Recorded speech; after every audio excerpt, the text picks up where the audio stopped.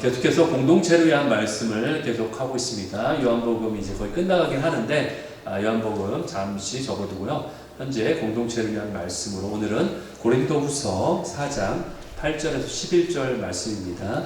고린도후서 4장 8절에서 11절을 저와 여러분이 교독하시겠습니다. 8절 제가 읽겠습니다. 우리가 사방으로 우겨쌈을 당하여도 쌓이지 아니하며 답답한 일을 당하여도 낙심하지 아니하며 박해를 받아도 버림받지 아니하며 거꾸러뜨림을 당하여도 망하지 아니하고 우리가 항상 예수의 죽음을 몸에 짊어짐은 예수의 생명이 또한 우리 몸에 나타나게 하려 함이라. 우리 살아있는 자가 항상 예수를 위하여 죽음에 넘겨짐은 예수의 생명이 또한 우리 죽을 육체에 나타나게 하려 함이라. 마지막만 같이 읽습니다. 예수의 생명이 또한 우리 죽을 육체에 나타나게 하려 함이라. 한 번 더 읽습니다. 예수의 생명이 또한 우리 죽을 육체에 나타나게 하려 함이라. 아멘. 오늘 이 말씀 가지고 나눌 제목을 그대에게 흔적이 있는가? 이러한 제목입니다. 영어 제목은 좀 어려워요. The Stigma of Christ. Stigma라는 표현이 좀 어려운 표현인데 같이 나누기 원합니다. 여러분 2001년인데요. 지금으로부터 24년 전이죠. 그렇죠? 2001년 하면은 중요한 사건이 터졌죠. 9월 11일 2002년 9월 11일 이 사건 그날을 여러분 기억하십니까? 저도 그때 당시에는 이제 LA에 살고 있을 때인데 TV를 통해서 그 상황을 봤습니다. 하늘을 찌를 듯 높이 솟아있던 그 쌍둥이 빌딩이 무너져 내리던 그 사건이죠. 너무 충격을 받아서 다들 놀랐습니다. 그날은 잊을 수 없는 하나의 어떤 모습인데요. 수천만의 그 사람을 살리기 위해서 그 붕괴의 먼지를 피해서 필사적으로 밖으로 막 그 사람들이 뛰쳐나오는 장면들, 그리고 그 지옥 같은 잿더미 같은 그 먼지 속으로, 연기 속으로, 그 죽음의 현장 속으로 묵묵히 걸어 들어간 그런 사람들도 있죠.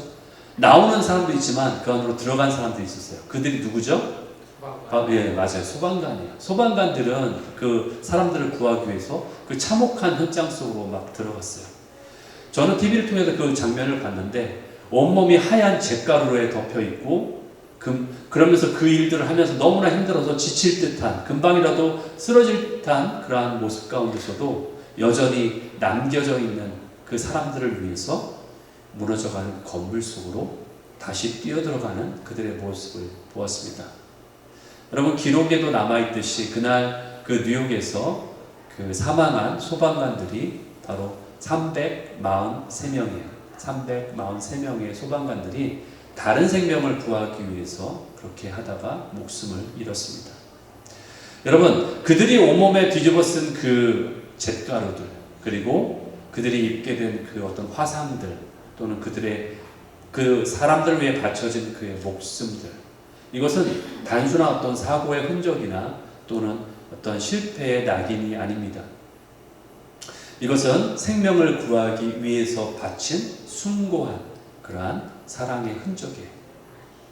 모두가 도망치는 상황에서도 그들은 도망치지 않았다라는 그 희생, 용기예요.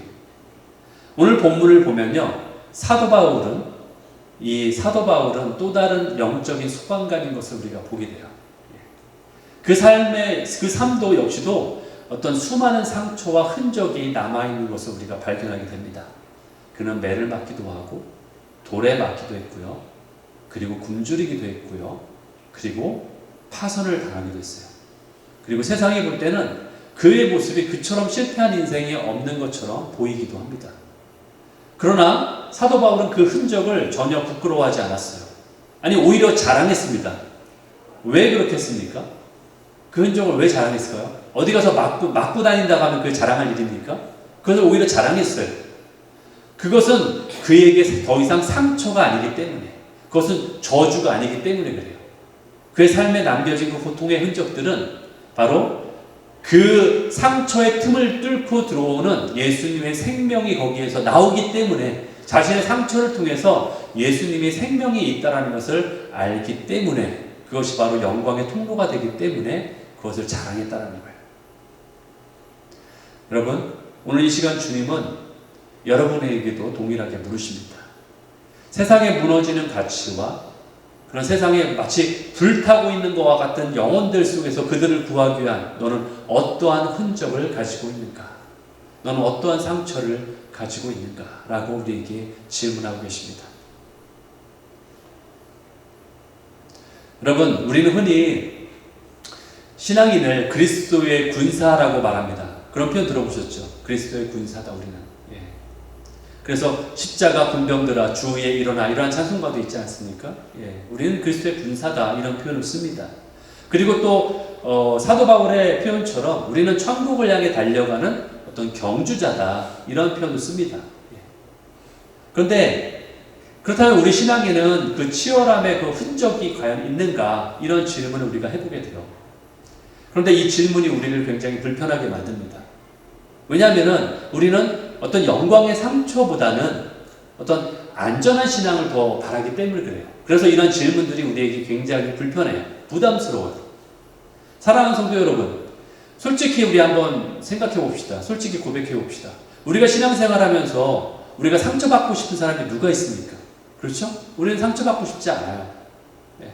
우리는 그냥 순조로운, 어떻게 보면 매끄러운 신앙생활을 원합니다. 예.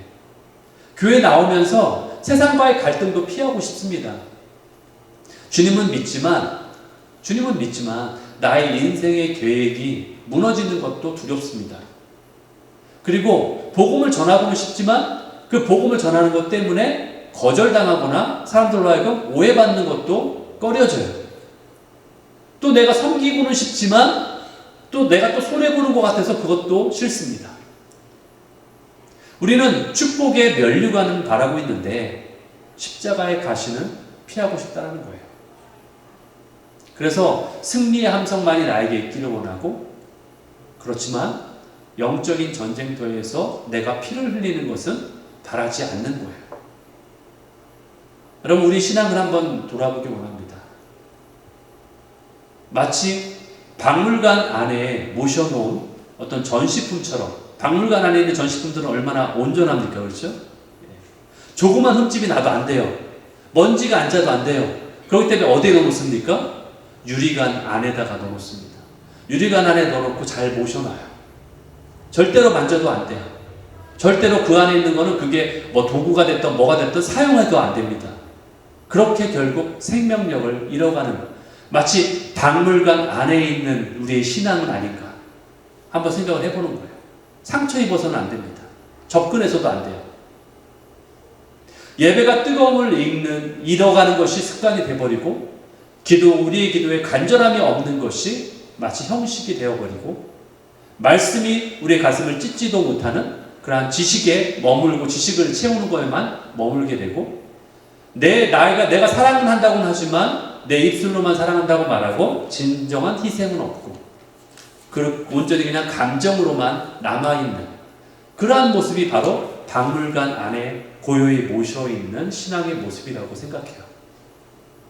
그래서 우리 안에 어느 순간에 열정도 사라지고, 또 그러다 보니까 눈물도 마르게 되고, 그러다 보니까 내 안에 절박감도 없어지는 거예요.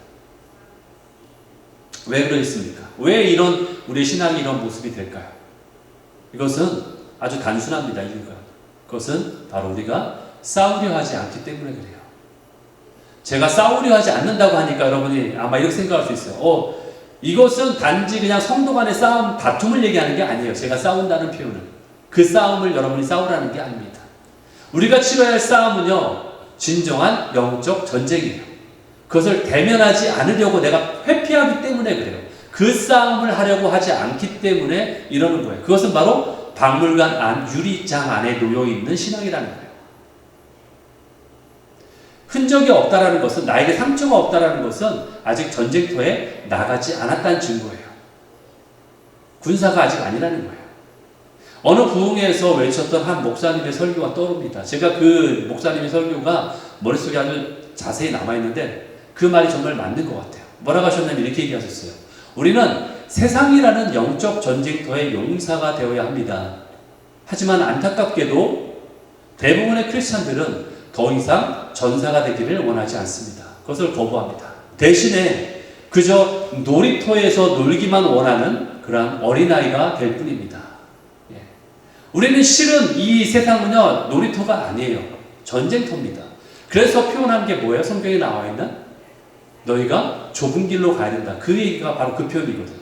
우리가 사는 세상은 절대로 편한 세상이 아닙니다. 분명히 예수님이 말씀하셨어요. 너희가 시험을 당할 거야. 너희가 고통을 받을 거야. 너희가 핍박을 받을 거야. 경고 분명히 하셨어요. 절대로 우리가 너희가 편할 거야. 너희는 큰 길로 갈 거야. 너희는 승승장구할 거야. 이렇게 얘기하지 않으셨다는 거예요. 우리는 분명히 영적 전쟁터에 놓여있는 전사가 되어야 된다라고 주님이 말씀하셨다는 거죠. 그러나 그것을 우리는 부인하려 한다는 겁니다. 그것을 직면하려고 하지 않는다는 거죠. 사도 바울은 이렇게 고백합니다. 고린도후서 4장 8절 9절 이렇게 오늘 말씀에 나와 있죠. 우리가 사방으로 우겨쌈을 당하여도 절대 쌓이지 않는다. 답답한 일을 당해도 낙심할 필요가 없다.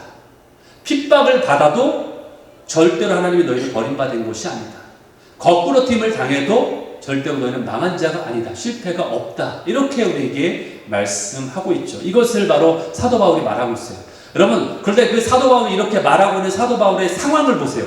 제가 아까 처음에도 말씀드렸던 것처럼 고린도후서 11장에 보면요, 24절에서 28절까지 그 장장 그 긴 절에서 이렇게 말해요. 그의 삶을 보면 자기가 말하는데 나는 5번 40에서 하나 감한 매를 맞고, 좀 어렵게 표현했는데 이 얘기가 무슨 얘기냐면은 39번 곱하기 5번이라는 얘기예요.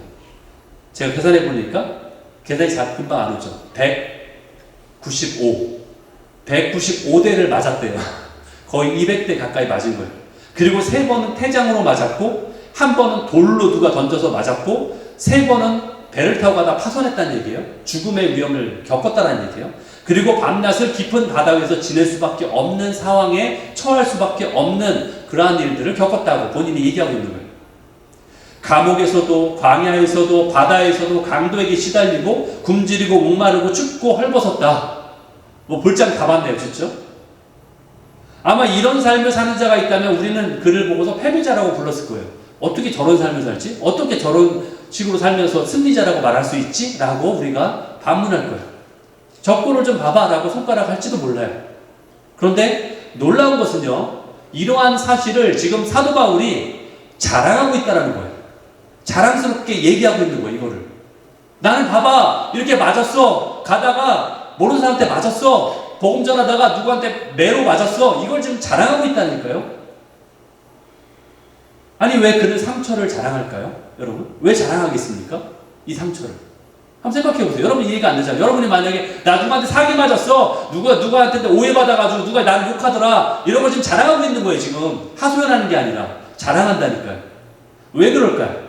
고린도후서 4장 10절에 우리가 항상 예수 죽인 것을 몸에 짊어짐은, 이런 상처를 내가 예수님의 그 상처를 내 몸에 똑같이 짊어짐은 이유가 뭐다? 예수의 생명도 내 안에 있게 하려 함이라.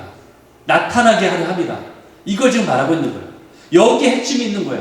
바울의 상처는요, 단순한 고통의 기록이 아니에요.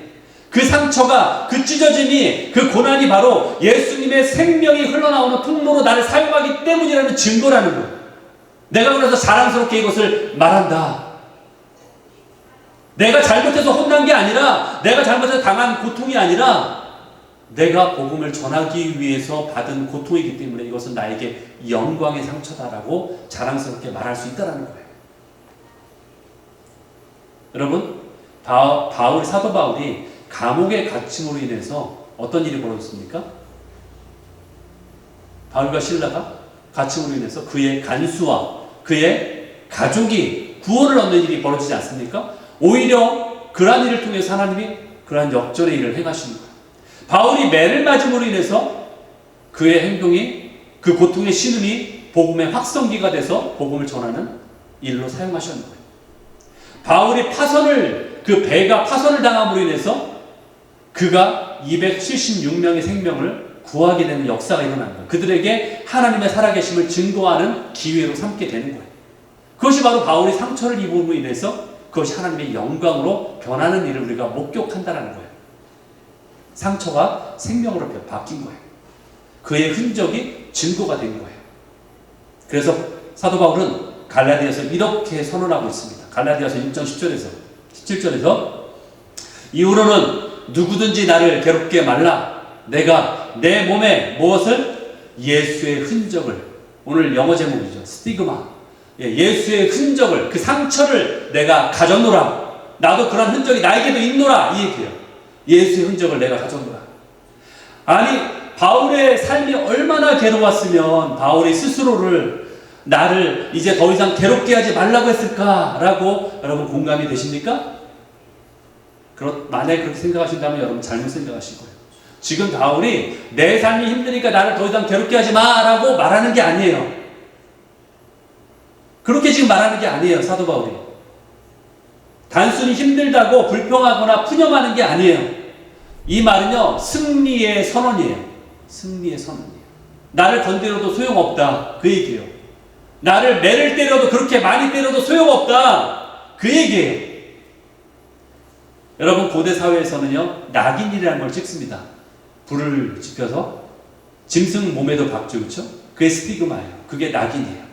그래서 노예든지 가축이든지 아니면 심지어는 군인들까지도 누가 이 소유권이 누구에게 있는지를 알게 하기 위해서 스티그마라는 낙인을 찍습니다. 그 흔적으로 누구인지 알려주는 거예요. 그러니까 사도 바울은 지금 무슨 얘기를 하는 거예요? 나는 내 몸에 그 예수의 스티그마가 있다. 예수의 사람이다. 그 얘기예요.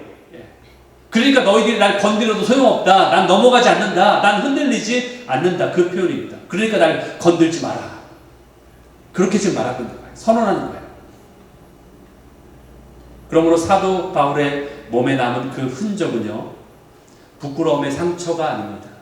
내가 이렇게 맞아서 부끄럽다. 내가 이런 고통을 당해서 부끄럽다. 그 얘기가 아니라 충성의 배지예요.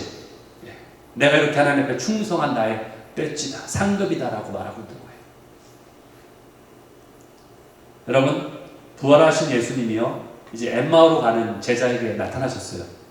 엠마오로 가는 두 제자에게 나타나셔서 보이셨죠. 그런데 여러분들 아시는 것처럼 그들과 함께 동행하면서 이렇게 얘기를 나누는데 그들이 이분이 예수님인지 몰라요. 못 알아보는 거예요. 예수님이 부활해서 왔는데 설마 죽은 예수님이 나타나서 왔을 리라고 생각하지 못한 거죠. 그러니까 이분이 예수님이라는 거를 왜 모르겠어요. 그 부활하신 몸체이기 때문에 얼굴이 바뀌셨는지 모르지만 못 알아본 거예요. 예수님인지 못 알아봤어요. 그런데 이들이 예수님의 목소리도 알아보지 못하고 예수님의 얼굴도 알아차리지 못했는데, 그런데 이들이 예수님을 알아보게 한, 그들의 눈을 뜨게 만든 것이 딱 하나 있었어요. 그게 뭐였냐?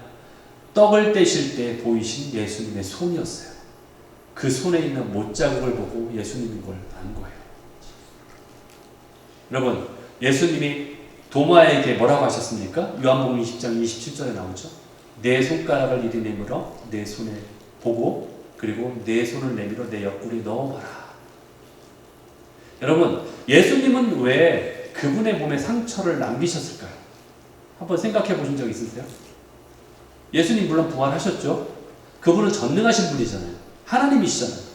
만약에 그렇다면 부활의 몸이면은 완전해야 되잖아요. 부활의 몸이니까 더 완벽해야 되잖아요. 그러면 오히려 예수님의 몸에 있는 상처마저도 지우실 수 있잖아요. 그 상처도 완전히 완벽하게 회복하셔서 상처가 없는 몸으로 부활하실 수도 있잖아요. 그런데 왜 예수님의 몸에 상처를 남기셨을까라는 거죠. 왜 그리고 그것을 보이셨을까? 왜냐하면은 그 상처가 바로 그 자체가 사랑이기 때문이에요. 내가 너희를 이렇게 사랑했다라는 것을 보여줄 수 있는 증거니까, 증명이기 때문에 그래서 그 상처를 보이신 거예요. 그 상처는요, 우리를 향한 포기할 수 없는 사랑의 증거입니다. 그 상처는 구원의 완성을 보여주는 영원한 표예요. 그 상처는 고난이 헛되지 않다라는 것을 보여주는 부활의 약속의 상처예요. 그리고 그 상처는 내가 너희를 이렇게 사랑한다라는 것을 보여주는 그러한 하나님의 절규입니다. 예수님께서 그 흔적을, 그렇기 때문에 그 상처의 흔적을 자랑스럽게 갖고 계신 거예요. 왜? 내가 너를 이렇게 사랑하고 너를 샀다라는 것을 자랑스러워하는 거예요. 예수님의 몸에 그것을 간직하고 싶으신 거예요. 그래서 예수님께서 그 흔적을 자랑스럽게 간직하신 것처럼, 그렇다면 우리도 예수님을 사랑하는 흔적을 내 안에 지녀야 되지 않겠습니까? 내 안에도 그 상처가 있어야 되지 않을까요? 그래 나도 주님을 이렇게 사랑합니다라고 말할 수 있지 않을까요? 예수님이 우리를 짝사랑한 것이 아니라 나도 주님을 이렇게 사랑합니다라고 내 안에 그 상처를 보여주면서 주님 나도 주님을 이렇게 사랑했습니다. 그런데 만약에 여러분이 박물관 안에 있는 신앙으로 자란다면 그런 상처가 있겠습니까? 사랑하는 성도 여러분, 이제 우리 자신을 돌아보기 원합니다. 그렇다면 우리는 과연 예수의 흔적을 우리 몸에 어떻게 남겨야 할까요? 그 상처를 어떻게 만들어야 할까요? 바울처럼 돌에 맞거나 감옥에 갇힐 수는 없지 않습니까? 그렇다면 어떻게 해야 될까요? 오늘 삶의 현장에서 새길 수 있는 예수님의 흔적은 과연 무엇일까요? 첫 번째, 내가 손해보는 정직함이에요. 세상은 자신의 이익을 취하기 위해서 합리화하라고 해요. 야, 네가 하면은 그거 괜찮아, 그거 맞는 거야. 특별히 요즘 시대가 더 그렇잖아요. 포스트 모더니즘. 진리가 없다, 절대 진리는 없다. 그러니까 네가 말하면 그게 맞는 거야. 네가 뭐 남자라면 그래, 넌 남자야. 네가 여자라면 그래, 너 여자야. 네가 사물이라면 그거 너도 그래, 너 식탁이야. 네. 그런 것이 아니라 주님을 위해서, 그렇죠? 내가 손해 보더라도 내가 주님을 위해서 굳히지 않는 그러한 것을 감수할 수 있는 그 용기가 바로 내가 주님 앞에 가질 수 있는 상처라는 것, 흔적이라는 것. 두 번째는 이름 없는 섬김의 흔적입니다. 여러분, 어머니를 보세요. 여러분의 어머니를 생각해 보세요. 자녀를 위해서 수십 년간 밥을 했고요. 빨래를 해서 거칠어진 어머니 그 손마디, 그거와 같은 거예요. 어머니가 뭐 자녀들을 위해서 내세웁니까? 내가 너를 위해서 이만큼 했으니까 하면서 내세우지 않잖아요. 그와 같은 거예요. 우리의 흔적은 누군가를 살리는 흔적이에요. 누군가를 위해서 세우는 흔적이에요. 내 흔적이 나를 위한 흔적이 아니라 다른 사람을 위한 수고, 사랑의 수고, 알려지지 않았지만 그것이 사랑의 수고가 될 때에 가장 아름다운 것이 아닐까요? 그것이 바로 내가 예수님의 흔적을 내 몸에 갖는 방법이에요. 이름 없는 수고예요. 섬김이에요. 여러분, 그러나 요즘 시대는 그런 삶이 아니지 않습니까? 요즘은 알리는 요즘은 뭐 PR 시대도 아니에요. PR 시대는 뭐 옛날에 지나갔지만 지금은 오히려 뭐예요? SNS, 페이스북 이런 데 좋아요라는 거에 내 마음이 흔들리는, 그렇죠? 내 마음이 올라갔다 내려갔다 하는 그런 시대 아닙니까? 사람들의 인정을 받기 위해서 내가 맛있는 거 먹고 내가 좋은 거 하고 있다는 것을 사람들한테 알려야지. 그래야 인정받고 저 사람이 저 정도의 위치의 사람이구나 라는 것을 인정받으려는 세상이 아닙니까? 그런 세상 가운데서 알려지지 않는 섬김을 한다? 오히려 세상에 알려야 되고 그래서 세상에서 인정을 받아야 되는데 알려지지 않는 섬김을 한다? 그것은 세상과 거꾸로 가는 삶을 사는 삶이 아닙니까? 그것을 주님이 말씀하신다는 거예요. 그것이 바로 내 안에 새겨질 수 있는 예수님의 흔적이라는 거예요. 그것을 우리가 가져야 된다는 겁니다. 세 번째는 용서의 상처예요. 여러분, 신앙 여정에서 가장 깊은 상처는 어쩌면 세상이 주는 상처가 아니라 믿었던 사람에게 받는 상처라고 저는 생각해요. 도저히 용서할 수 없는 그 사람을 위해 기도하고 그리고 원수를 사랑하라는 그 예수님의 명령에 순종해서 먼저 손을 내밀었는데 그것마저도 받아주지 않아서 다시 또 받게 되는 그 상처, 그 상처마저도 내 안에 주님이 내가 나를 사랑하는 그 상처다라고 인정하신다라는 거죠. 그 아픔의 흔적이야말로 바로 십자가에서 아버지 저들을 용서하여 주옵소서라고 기도했던, 그러니까 예수님의 십자가를 못 박았는데 못 박은 당사자들을, 자신을 죽이는 사람들을 용서하십시오라고 말할 수 있는 그 기도하셨던 그 마음을 가장 많이 담는 사람이 아닐까요?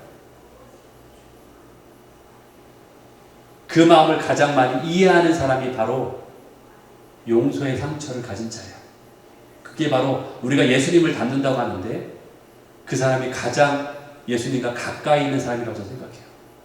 용서할 수 있는 마음, 그 상처를 지닌 자가 그 예수님의 마음에 가장 가까이 가 있는 사람이라고 생각합니다. 저는 감히 오늘 여러분들께 이것을 도전드리는 거예요. 예, 물론 저도 함께 포함해서 드리는 말씀이에요. 과연 우리는 그 상처를 지닐 수 있을까? 너무 도전이 되지 않습니까? 예. 예수님을 닮는다겠는데 그럼 뭐 예수님의 헤어스타일을 닮을까요, 우리가? 예수님이 하셨던 어떤 뭐 기적을 일으키는 그걸 우리가 할 수 있습니까? 그렇다면 과연 우리가 할 수 있는 예수님을 닮는다는 건 과연 무엇일까요? 예수님의 마음에 가장 가까이 있는 것이지 않을까요? 사랑하는 성도 여러분, 우리는 어떤 교회가 되어야 할까요? 우리 교회는. 우리는 우리가 입으로 하는 그 말에 불타는 교회가 되어서는 안 됩니다. 야고보서에 나오는 이 말은 불이라고 했죠. 우리의 말에 의해 불타는 교회가 아니라 어디에 불타는? 성령에 불타는 교회가 되어야 됩니다. 아멘. 말에 불타는 교회가 아니라 성령에 불타는 교회가 되어야 합니다. 아멘.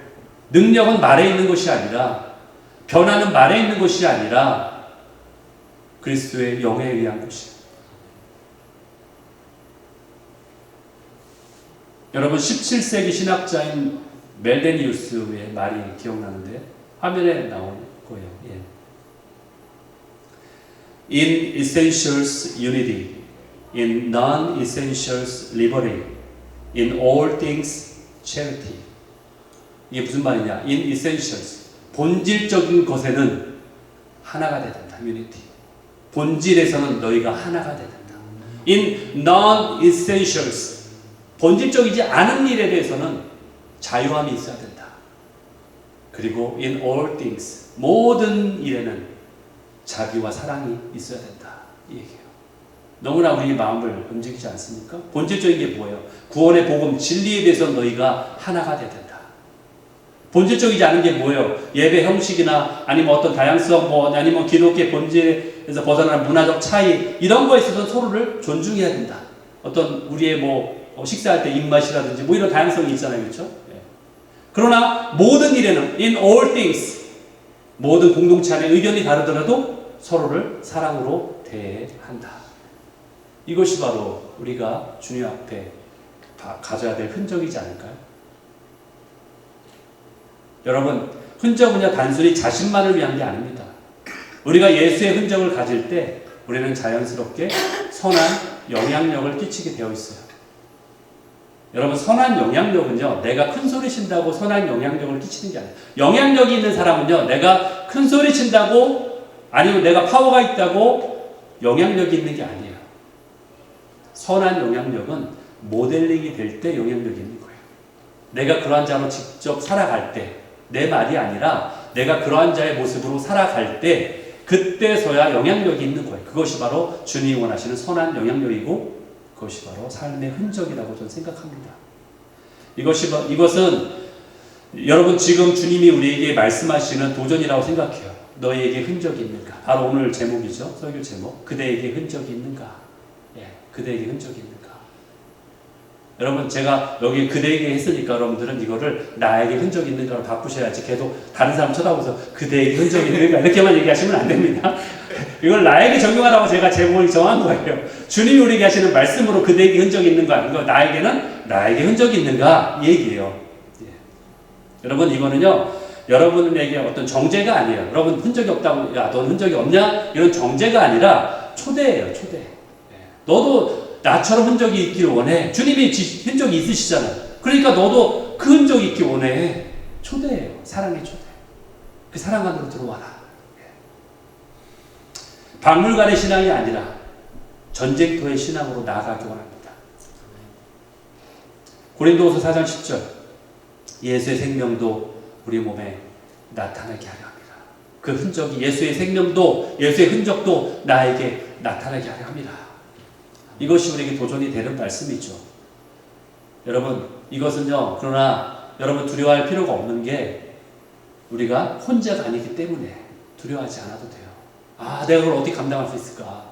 내가 그 흔적 어떻게 감당할 수 있을까? 여러분 고린도후서 4장 9절에 거꾸로 트림을 당해도 망하지 않는다고 했어요. 주님이 함께 하시기 때문에. 그리고 이것은 우리가 왜 가능하냐? 이것이 우리에게 소망이 있기 때문에. 왜? 고린도후서 4장 17절 지극히 크고 영원한 영광에 중한 것을 이루기 때문에 이것을 통해서 예. 이것이 우리에게 소망이 있기 때문에 소망이 되기 때문에 가능한 거예요. 그러므로 여러분, 오늘 우리가 그 흔적을 가지기 원합니다. 우리를 전쟁터로 보내주십시오. 주님, 우리를 전쟁터로 보내주십시오. 이런 기도가 우리에게 있었으면 좋겠어요. 더 이상 놀이터에서 놀지 않기 원합니다. 예. 여러분 혹시 이런 생각할지 모르겠어요. 아, 목사님 저는 복희서도 아니고 심지어 저 사도 바울도 아닌 위대한 사도도 아닌데 저처럼 평범한 사람이고 저처럼 평범한 주부이고 평범한 노인인데 제가 어떻게 무슨 흔적을 남길 수 있겠습니까? 그러나 여러분 기억하세요. 제가 오늘 설교 초반에 말씀드린 것처럼 343명 그 소방관들 한번 생각해 보세요. 그들은 원래 영으로 태어난 자들이 아니에요. 단지 그들이 그렇게 할 수 있었던 것은 물론 자기 직업이기 때문에 그렇기도 하지만 그들도 평범한 사람이지만 단지 무너져가는 그 안에 죽어가는 생명이 있기 때문에 그들을 살리기 위한 거였어요. 단지 그 선택을 했을 뿐이에요. 여러분에게도 선택이 있어요. 올바른 선택을 하시면 되는 거예요. 죽어가는 생명을 살리기 위해서. 여러분, 죽어가는 생명은 저 믿지 않는 자들만이 죽어가는 생명이 아니에요. 내 주변에 있을 수도 있죠. 믿는 자 중에도 있을 수 있죠. 그들을 위해서 함께 기도하고 함께 눈물 흘리고 함께 그들을 위해서 격려하고 그게 내 손에 흔적을 남기는 게 아닐까요? 함께 그래 우리가 세워가자. 본질적인 일에는 우리가 하나가 되고 비본질적인 일에는 우리가 존중하고 그리고 모든 일에 함께 사랑하자라고 함께 회복으로 나아가자라는 것이 진정한 회복의 모습이 아닐까요? 그것이 진정으로 주님이 우리에게 상처를 너희가 가지라는 그 표현이라고 저는 생각해요. 우리가 뭐 잘못되고 고통받기 위해서 네가 상처를 가지라 이 얘기가 아니라 정말로 너에게 영광이 있다. 하늘나라의 영광이 너에게 있다. 그리고 내가 너를 도와주기 때문에 너는 거꾸로 트림을 당하지 않을 거야. 아멘. 이것을 우리가 기억해야 됩니다. 사도 바울이 그렇게 자랑했던 것이 바로 그거예요. 그 상처가 내 몸에 있다. 과연 우리에게는 그러한 상처가 있습니까? 성령의 불타는 교회가 되기를 소망합니다. 여러분 결코 헛되지 않을 거예요. 고린도전서 15장 58절에 너희의 수고가 주 안에 헛되지 않을 줄 알미라. 우리의 수고가 헛되지 않는다고 분명히 말하고 있잖아요. 너희의 수고가 헛되지 않아. 주님이 여러분의 눈물을 기억하십니다. 주님이 여러분의 희생을 보고 계세요. 아무도 안 보는 것을 사는 것처럼 보이지만 분명히 보고 계신다는 그 믿음, 그 확신이 있기 때문에 우리가 이 신앙생활을 하고 있는 거 아닙니까? 더 이상 안전지대에 머물지 않기 바랍니다. 주님, 저에게도 흔적이 있어요. 이렇게 고백하는 여러분 되시기를 축원합니다. 아멘. 주님 앞에 다시 서시는 그날에 주님, 저도 주님 앞 이렇게 흔적이 있어요. 예수님도 못 박힌 그 손이 있듯이 저도 이렇게 흔적이 있어요. 주님, 저도 이렇게 흔적이 있어요. 저도 이렇게 노력했어요. 이것이 바로 주님을 따랐다는 저의 증거예요. 그럴 때 주님이 우리를 안으시면서 이렇게 말씀하실 거예요. 잘했다. 참으로 잘했다. 착하고 충성된 종아. 너의 주인의 즐거움에 참여하라. 이렇게 주님의 흔적을 자랑스럽게 지니는 자로 살아가시는 저와 여러분 되시기를 예수 그리스도 이름으로 축원합니다.